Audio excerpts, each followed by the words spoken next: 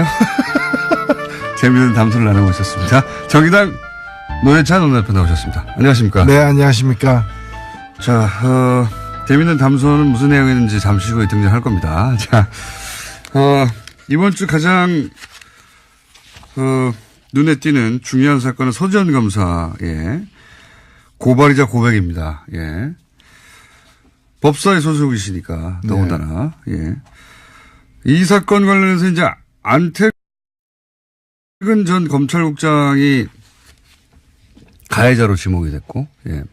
여러 가지 이야기 등장하고 있는데, 안태근 전 검찰국장하고는 또 부딪힌 적이 있으시지 않습니까? 예. 예.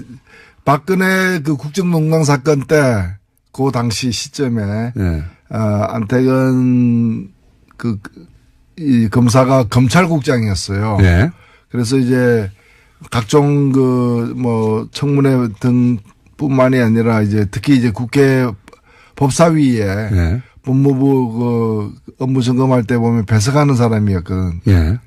그래서 저하고 이제 부닥친 적이 있죠. 인사 예산을 다 담당하는 게 검찰국장이기 때문에 당시 뭐 그런 얘기도 있었습니다. 우병우 사단의 핵심 인물 아니냐. 네. 그러면서 이제 법사위에서 한번 부딪힌 적이 있는데 그때 저희가 법사위에서의 공방 녹취 잠시 들려드리겠습니다. 검찰국장 뒤에 계신데 이 LCT 사건에 대해서 청와대 민정수석실에 보고가 되고 있습니다. 기억이 없습니다. 뭐가 없다고? 기억이 없다고요? 야, 참. 보고한 사실이 없는 게 아니라 기억이 없다고요? 보고 안 했을 수도 있고요. 보고 안 했을 수도 있고요. 누가요? 본인은 제가 보고한 기억이 없습니다. 아니, 보고 안 했으면 안 했으니까 보고했을 수도 있다는 얘기예요? 그따구로 얘기하는 거예요? 네? 답변을 그따구로 하는 거예요? 아니, 그런 기억이 없습니다. 아니면 아닌 것이고 모르는 것이지 기억이 없다는 건 무슨 말이에요? 막장입니다. 막장이에요. 영상으로 보면 굉장히 뭐랄까요. 한마디로 건방진 태도군요. 예.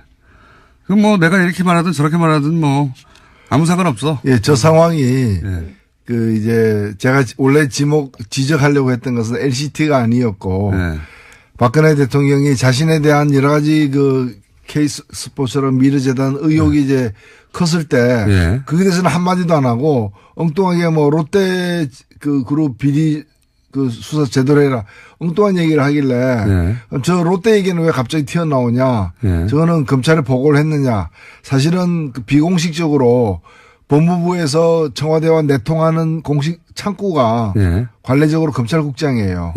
검찰국장의 창구인데 그래서 검찰국장에게 그럼 LCT 사건은 당신이 보고해서 저 대통령이 저렇게 얘기하냐 라고 이제 제가 이제 물었던 거예요. 그러면 보고 안 했다가 잡아떼거나 보고했다고 시인해야 되는데 기억이 안 난다. 이 얘기는 뭔가 하면은 뭐 너한테까지 내가 굳이 얘기해야 되냐 뭐 이런 태도예요. 그렇죠. 저 태도는 뭔가 하면은 저게 그냥 장관도 저한테 저렇게 답변을 못 해요. 국회의원에게. 근데 장관도 아닌 그 휘하에 있는 사람이 저렇게 얘기했다는 거는 굉장히 자기가 백이 든든하다라는 나중에 밝혀졌지만 우병우하고 수개월 동안 1000통에 가까운 전화 통화를 한 사람이에요. 바로 이분입니다. 기억하실지 모르겠는데 우병우 전 민정수석과 법무부 검찰국장이 뭐 1000통 이상 전화를 했다. 요 내용을 기억하실 수 있어요. 그 당사자가 지금 이 사건, 서검사 사건의 바로 가해자인 겁니다. 그러니까 그냥 검찰국장이 아니라 청와대 핵심가 이게 그렇죠. 나를 어떻게 건드려? 장관 위에 있는 사람이다. 뭐 이런 나를 바로 그 말씀이죠. 나를 어떻게 건드려? 근데 뭐 노회찬 의원이 당시 법사위에서 보고했어요. 그랬더니 뭐 보고했을 수도 있고요, 안 했을 수도 있고요. 이런 거 아닙니까? 그런 거죠. 당신이 뭘 하려고 그래? 이런 거 아니에요. 그러니까 저는 저 때 이제 느낀 것이 우리나라가 태형이 없지 않습니까? 저도 태형을 반대하는데 이 경우를 보면서 정말 태형이 필요하다 이거는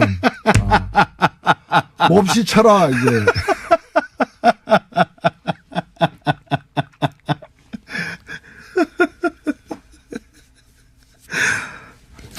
계획이 필요하다. 너무 가혹하시네요. 가혹한 게 아니고, 그 가혹한 거는 몽둥이에게 가혹한 거죠. 몽둥이가 이제, 항의할 것 같았어요, 제가. 하여튼 요 자체도 화제가 됐었어요. 아니, 저 사람 누군데 저렇게 법사에 출석해가지고 저런 태도로 말을 하고 있나. 예. 그 자체로 화제가 됐는데, 이제 1년 한참 지나고 나서, 이 사람이에요. 라고 이제, 언론을 통해서. 태영. 알겠습니다. 그러니까 장관 모시고 있을 때도, 예. 당시에도 이제 보면은 요직에, 법무부 요직에 있었고, 예. 그때 이 지금 서지현 검사에 대한 그 성추행 사건, 강제추행이죠, 법적으로는. 이 사건도 저는 그런 데서 나왔다 봐요. 그런 거죠. 이제 예. 권력이 없었다면 그런 일을 못했을 거 아니에요. 누가 나를 감히 이런 거죠. 태도가 있지 않고서야 맞은편에 장관이 앉아 있었다고 했잖아요. 예. 그런데도 그랬던 거 아닙니까? 뭐 눈에 보이는 게 없는 거죠. 그렇죠. 예. 그런데 이분이 또 이제 교회에 가서는 이렇게 본인의 죄를 법적으로는 자기를 구제하기 힘들다라는 걸 스스로 이제 판단한 거죠. 저 이제 하나님은 나를 용서하였다. 그러니까 인간 세상에서는 이제 버림받을 수밖에 없다는 걸 자기가 시인한 거죠. 자, 이렇게 띄엄띄엄 이 화제의 인물이 되기도 쉽지 않습니다. 예, 띄엄띄엄 화제의 인물이 다시 한번 됐고요. 그리고 이제 또 이 사건 당시에 검찰국장은 현 최규 의원인데 부인했죠.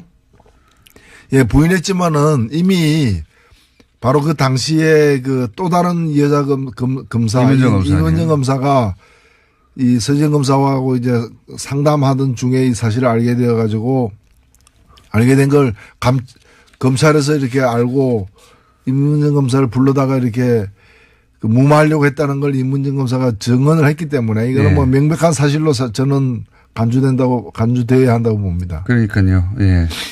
그리고 왜 당사자도 가만히 있는데 네가 나서 호통을 쳤다고 하니까. 예. 충분히 상상할 수 있는 장면이죠. 그렇죠. 그리고 이런 장면이 본인은 기억나지 않는다고 하는 것도 저는 말이 안 된다고 봅니다. 예. 뭐 둘이 조용히 일상적인 대화를 나눈 건 기억나지 않을 수 있는데 그건 사건이지 않습니까? 네. 예. 자, 그렇게 넘어가려고 하고 있는 와중입니다. 예. 이게 근데 넘어가지 않을 것 같죠? 넘어갈 수는 없는 것이죠. 넘어갈 수는 없는 것이고 다만 이제 공소시효 등 때문에 이제 이게 사법적인 어떤 그 법을 적용하기에는 좀 시간이 많이 흘러간 점은 있지만은 이 서지현 검사가 그런 것까지 다 알고서 사실은 폭로를 한 거예요. 맞습니다. 예, 그걸 뭐 몰라서 폭로했다 면 그럼에도 불구하고 이것은 알려야 된다. 다시는 이런 일이 반복되지 않아서야 된다고 얘기한 거고 그 검찰 내부 통신망에 올릴 때 이 사건을 담은 글과 더불어서 첨부문서 2개를 같이 올렸어요, 사실은. 그 첨부문서 중에 하나는 뭔가면은 인사 불이익 당한 것에 대한 소명이고요. 또 하나는 뭔가면 본인이 소설을 썼어요. 그 소설에도 보면 그 소설 내용 중에 82년생 김지영이라는 얘기도 여러 번 나오는데 아마 그 책을 읽고 많은 생각을 하게 된 것 같아요. 제가 볼 때는 그 책이 영향을 많이 미친 것 같기도 하고요. 그래서 스스로 자기는 이제 나이가 있으니까 지금 40대니까 72년생 박지현이다. 본인 이름이 지현이자. 그러니까 이제 그걸 이제 소설적 인물로서 이제 자기는 72년생 박지현이다라고 여러 번 언급을 해요. 그래서 이 제목 없는 소설인데 제가 오늘 이 방송 마치고 난 뒤에 본인이 허락한다면은 이 소설을 저는 소설을 갖고 있습니다. 아, 그러세요? 예, 갖고 있는데 이 소설을 본인 허락을 얻어가지고 공개를 하고 싶어요. 왜냐하면 여기에는 단편 소설인데 단편 소설인데 본인 얘기가 핵심 줄거리고 100% 있었던 일을 소설로. 그렇죠. 그걸 갖다가 타자화해가지고 소설로 썼는데 뭐 이게 본인이 검사이기 때문에 문학적 가치 이런 거라기보다는 얼마나 좀 절절했으면은 이걸 갖다가 이렇게까지 만들어서 그리고 여기 보면 다른 사례들이 있죠. 그게 회사라고 표현돼 있어요. 검찰청을 회사라고 표현하고 있는데 그 회사에서 벌어지고 있는 다른 성폭력 사례들이 또 등장을 해요. 등장하기 때문에 이분이 이 사태를 어떻게 인식하고 있었는가 서검사가 이거가 잘 알 수 있는 저는 소리라고. 그러니까 여러 가지로 방법을 오랫동안 생각한 거군요. 이 사실 알려야 되는데. 네. 그렇죠. 그리고 예를 들어 성폭력 다른 피해자들은 이제 본인이 자신의 신분을 드러내지 않으려고 한다면 그것도 할 수가 없으니까. 그런데 알리긴 알려야 되겠고 또 본인도 본인 이야기를 사람들이 이해하기 쉽도록 알려야 되겠는데 연구도 하고 막 고민도 많이 한 거죠. 그러다가 결국 보면은 먼저 돌아가신 일찍 어릴 때 돌아가신 아버지 얘기까지 나오고 남편까지도 나오고 그날 남편하고 같이 원래는 어떤 콘서트 가기로 했는데 네. 남편이 갑자기 다른 일로 다른 곳에 가려고 하기 때문에 콘서트장에 못 가고 할 수 없이 이 장례식에 빈소에 간 거예요. 어허. 그래서 이제 그때 왜 남편이 같이 콘서트 갔으면 자기는 빈소에 안 갔고 안태근으로부터 성추행 안 당했을 거라는 이런 것부터 시작해가지고 그러니까 이게 그 빈소에서 있었던 짧은 사건이 아닙니다. 이분이 8년을 갖다가 이걸 갖다가 계속해서 반추하면서 되새기면서 그러니까 8년 동안 성추행 당했다고도 사실 봐야 돼요. 게다가 그때마다 괴로웠을 거 아니에요. 게다가 이 얼마나 또 치욕적이기도 하지만 억울하기도 하잖아요. 이게 이제 그런 일을 겪고 나서 누군가가 그 가해자를 단죄를 하고 사람들이 이게 얼마나 잘못된 일인지에 대해서 얘기했으면 모르겠는데 다들 덮는 데다가 거꾸로 뭐 인사보복을 당한 거죠. 억울하게 보복을 당하고 또 꽃뱀이라는 얘기 듣고 얼마나 억울하게 상처가 엄청 영혼의 상처를 입은 겁니다. 한마디로. 그러니까 이 사건이 8년 동안 가해 행위를 한 것이 안태근이다 이렇게 봐도 되는 거예요. 이분은 근데 이제 교회에서 용서를 받으셨더라고요. 스스로. 예. 하나님은 구제했을지 몰라도 사람은 우리 그 국민들은 용서할 수 없을 것입니다. 그리고 하나님이 용서했다는 신호를 보내지 않았는데 신호를 혼자 받으신 것 같기도 해요. 물론이죠. 예. 제가 그 이 사건은 셀프 구제를 한 거죠. 예. 죄사함을 받으셨고 스스로 그 간증 동영상이 없었다면 안 났었을지도 모릅니다. 이분도 그런 인터뷰에서 그런 얘기했어요. 네. 간증 동영상을 보고 도저히 참을 수가 없었던 거죠. 예. 8년이 지났지만. 그래서 결국 나서신 것 같고요. 자, 또 이제 큰 사건이 안 나오신 동안 발생한 밀양 화재가 있었습니다. 밀양 화재가 있었는데 아마 제천 화재 때 정부에 여러 가지로 큰 타격이 됐다고 생각해서 밀양 화재가 나자마자 자유한국당 지도부들이 총출동을 하게 됩니다. 이번에는 좀 역풍이 불었어요. 그렇죠? 예. 거기 가자마자 이제 지도부에서 내각 총사퇴하라. 또 뭐 북한 챙기느라 뭐 국민 안전을 챙기지 못했다 이런 요지 얘기도 하고 그런 얘기가 이제 부메랑이 돼서 돌아왔죠. 밀양이라는 지역 자체 또 뭐 지방 소방 행정은 사실은 지자체장의 책임이 있지 않습니까? 예. 요 사건은 어떻게 보셨습니까? 예, 이거는 사실은 제가 그 화재 당일날 바로 내려갔었거든요. 예. 가서 당시에 그 밀양 소방서장이 예. 그 보고를 했습니다. 보고하는데 제가 잊혀지지 않는 게 그분이 이런 얘기를 했어요. 자기들은 그 당시에는 이제 37분이 이제 사망이 확인됐던 시점이었는데 저희들이 최선을 다했습니다만은 37명의 인명 손실을 막지 못했다. 네. 정말 죄송하다. 근데 제가 가서 확인을 해보니까 3분 만에 소방 대원들이 출동을 했고 3분 만에 출동하면 엄청 빨리 온 거거든요. 엄청나게 빨리 간 거죠, 사실은. 기다리고 있지 않은 다음에야 어떻게 3분 만에 옵니까? 네. 그리고 가자마자 상황 파악을 제대로 해가지고 옆 건물로 번질 경우에 옆에 요양병원이라는 게 뭔가면은 집에서도 돌보기 힘든 분들이 맞습니다. 거동이 불편한 분들이 그 94분이나 그게 있었거든요. 네. 여기로부터 이제 또 구출을 하면서 그리고 또 이 불꽃이 번지지 않게 하기 위해서 2층으로 올라가지 않게 하기 위해서 또 노력도 하고 최상의 노력을 했다고 저는 보여집니다. 초동대처도 잘 됐고 이번에는 소방관의 잘못 탓할 부분이 없어요. 그렇습니다. 그런데도 이분이 뭐라고 얘기했는가 하면은 최선의 노력을 다했지만 37명 이 사망한 데 대해서 정말 책임을 느낀다. 죄송하다. 그 얘기를 여러 번 되풀이했습니다. 저는 그게 공직자의 자세라 보거든요.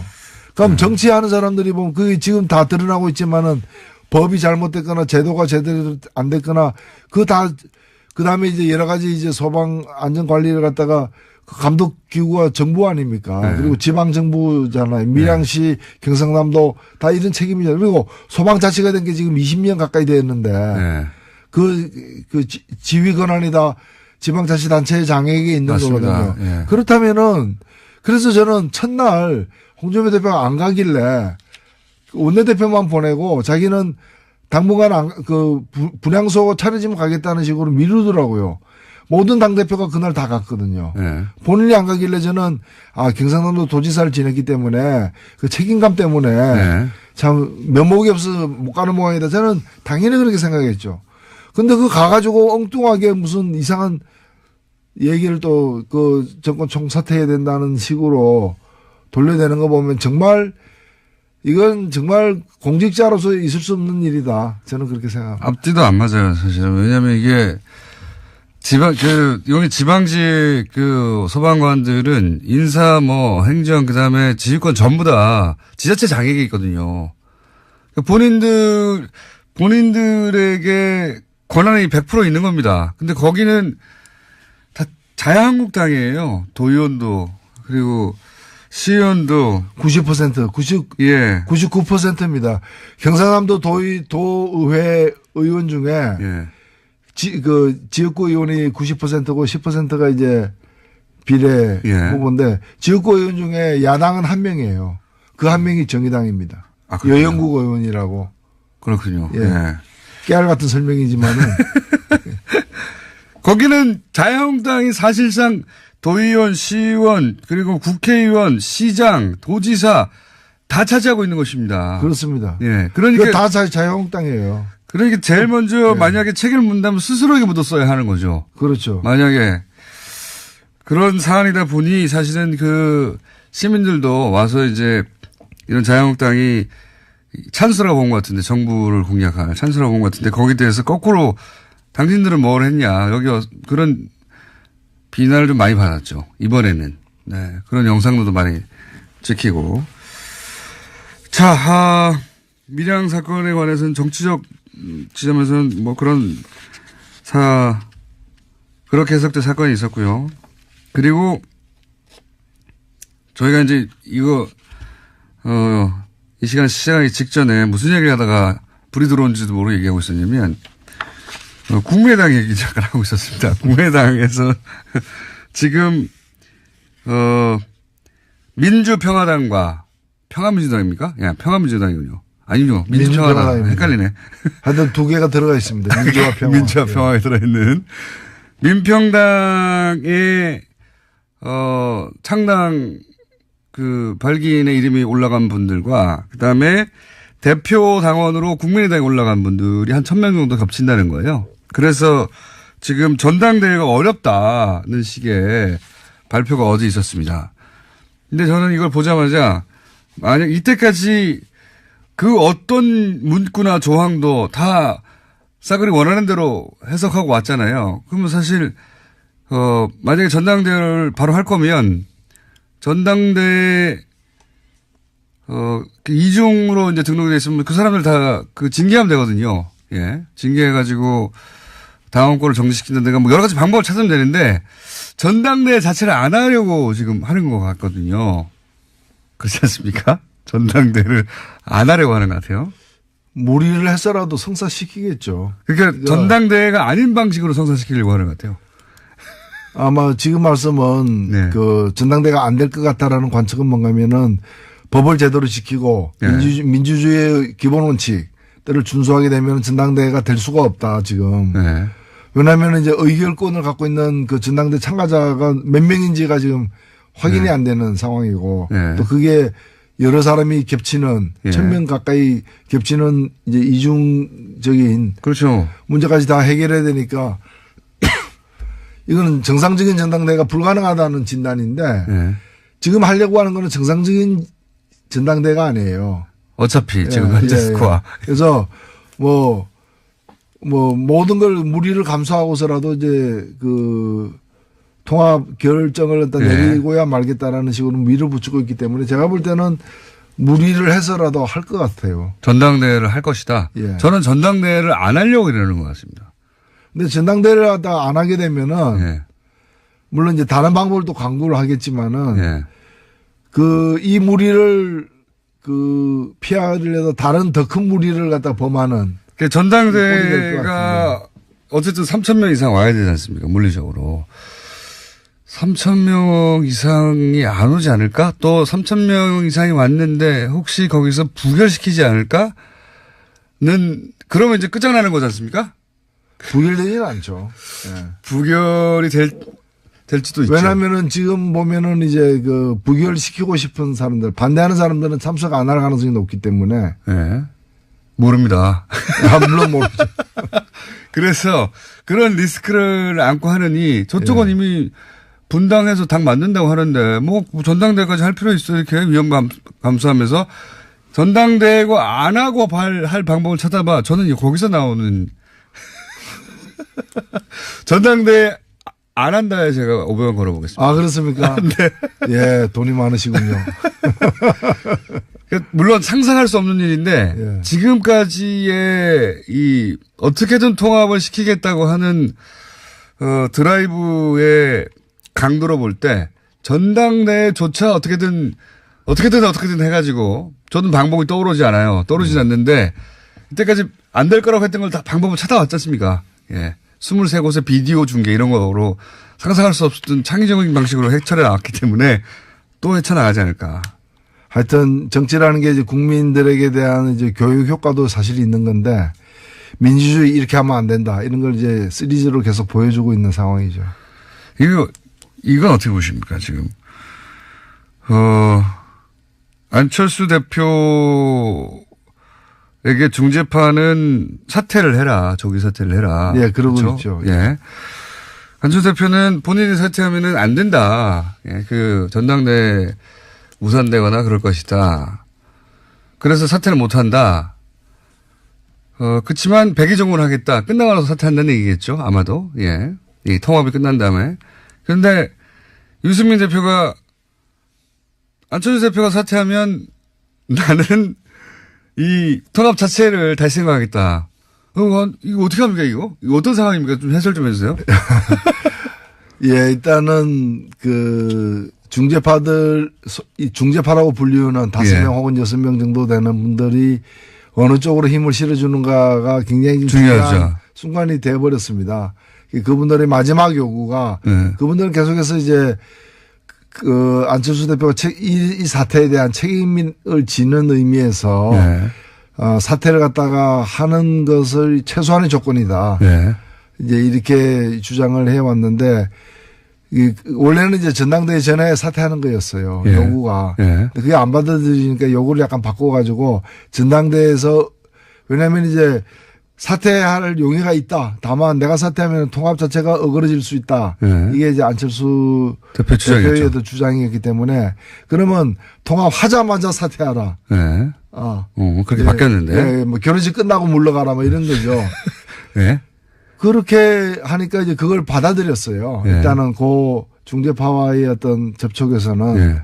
받아들인 것 같아요. 그리고 이제 근데 그게 대해서 이제 유승민 대표가 그러면은 이제 이건 난 다시 생각하겠다. 네. 이 결혼을 뭐. 다 나가리 뭐 예. 이런 상황이 되는 거죠. 왜냐하면 유승민 대표 입장에서는 그렇다면 본인이 예를 들어서 국민의당 쪽에서의 누군가 대표 나와야 되니까 대표는. 그럼 예. 본인과 뭐 박주선 의원과 같이 쓴다든가 이런 상황은 본인은 받아들일 수 없다 이런 거겠죠. 지금. 예, 그리고 거기는 지금 9명밖에 안 되지 않습니까? 예. 물론 이제 국민의당이 몇 명이 참갈지는 여전히 미지수이긴 하지만은 국민의당보다도 3분의 1 이하로 적은 수기 예. 때문에 이 통합의 파트너가 잘 버텨주지 않으면은 거기 가서 이제 묘하게 되는 상황이죠. 그래서 그리고 또 하나는 뭔가면은 안철수 대표는 물러났는데 왜 당신은 안 물러나냐. 예. 이 얘기가 국민의당으로부터도 지금 나오고 있기 때문에 일부에서. 네. 너도 물러나라고 하고 예, 있죠. 그렇죠. 그래서 통합했는데 통합의 주역은 다 없어지는 예. 시너지도 안 난다 예. 이런 생각인 것 같고. 이상한 상황이 되는 거죠. 게다가 이제 통합을 했는데 대표에서 물러가면 그러면 국민의당 쪽에서 이 숫자가 많으니까 통합파 쪽에서 이 정당을 끌고 가버리면 바른정당은 보이지가 않지 않습니까? 바른정당은 보수의 기치를 내리면 안 된다고 하는 쪽인데 그러면 이제 실컷 통합했는데 이렇게 흡수된 걸로 보이거든요. 그렇죠. 바른정당 입장에서는. 예. 그거는 싫다는 거죠, 또. 예. 뭐, 바른정당은 여러 가지로 이제 자신감을 갖고서 임하고는 있지만은 지금 이제 이 문제가 마지막 남은 좀 쟁점이 된 것 같아요. 뭐 하루 사이에 아마 내일까지는 결판이 날 것 같은데. 굉장히 어려운 국면입니다. 예. 제가 보기에는. 풀기 쉽지 않아요. 저는 어렵지 않습니다. 예. 강 건너 물입니다. 강 건너 불 아닙니까, 지금? 불인 상황. 아니, 제가 볼 때는 그냥 물이죠. 그래요? 예. 네. 강 건너에도 물은 있으니까. 그럼 어쨌든 전당대회는 할 거라고 보시는 거죠? 예, 전당대회는 이루어질 것이고, 지금 사실 이 멈추거나 네. 후퇴하게 되면은 최악의 상황이 되기 때문에 차악을 택하는, 그러니까 상처투성이의 통합이 이루어지는, 예, 네. 끝까지는 갈 것 같습니다. 뭐 그 통합이 얼마나 갈지, 몇 개월을 갈지, 아니면 올해를 넘길지는 가봐야 알겠습니다만은. 저는 전당대회 이해 방식으로 통합을 선언할 수도 있다. 아, 예. 예. 그런 가능성이 열렸다 이렇게 생각합니다. 무리인데, 예. 그렇게 엄청난- 되면은 정말 굉장히 다이나믹한 상황이 되죠. 물론 제가 뭐 그렇게 큰 관심은 없습니다만은. 자, 매우 쳐라. 오늘 커다란 말씀을 남기고 매우 쳐라. 앞으로 가끔 써야 되겠습니다. 그거 따가지고 오디오로 매우 쳐라. 예. 지금까지 정의당의 노회찬 뭐 원내대표. 청와대 사이트에 또 태형을 부활시켜 주세요. 이런 게 올라가면 큰일 납니다. 조선시대의 태형을 부활시켜주세요. 정의당 노회찬 원내대표였습니다. 감사합니다. 예, 고맙습니다.